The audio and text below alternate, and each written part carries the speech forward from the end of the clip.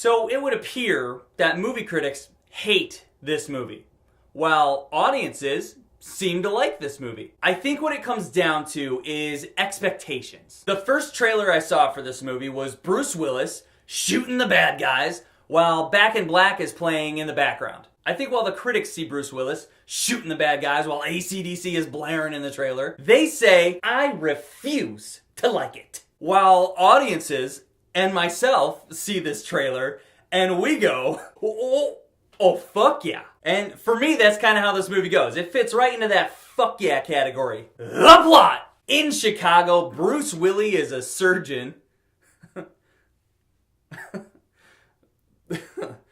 Bruce Willis plays a surgeon.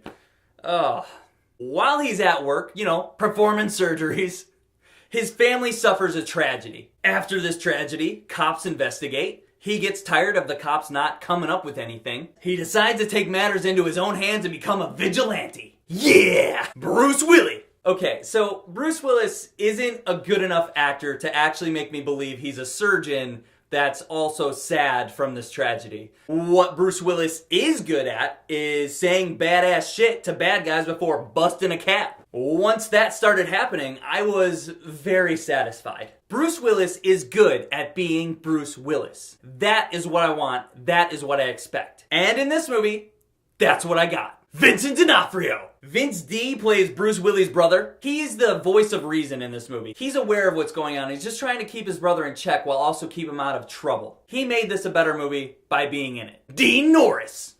Dean Norris plays the same cop that he always plays. And he always plays a cop because he's fucking great at it. He's investigating all the murders that are happening in Chicago, and he kind of gets set on Bruce Willis's trail once Bruce Willis starts busting caps and motherfuckers. The entire purpose of this character is to show how overwhelmed Chicago police officers are and how hard it is to solve a murder from gun violence. Point taken, lesson learned. Overall, when you hear the critics bashing on this movie, I feel like they just don't get it. This movie's directed by Eli Roth. He's a good director. He made a remake of a 1974 action revenge movie. And he filmed this movie like a 1990 revenge action movie. He paid tribute to two generations of the same genre. If you go in this movie expecting a late 80s, early 90s action revenge movie, you're gonna have a good time. The acting was fine. The action was great. It's rated R. There's violence. There's swears. It did take a little bit of time to get the movie set up to get into the action. In the end, I thought that paid off. It's not like a brainbuster Oscar movie. It's just a shoot 'em up. And I had a fun time with it. Rapid fire review. Subscribe.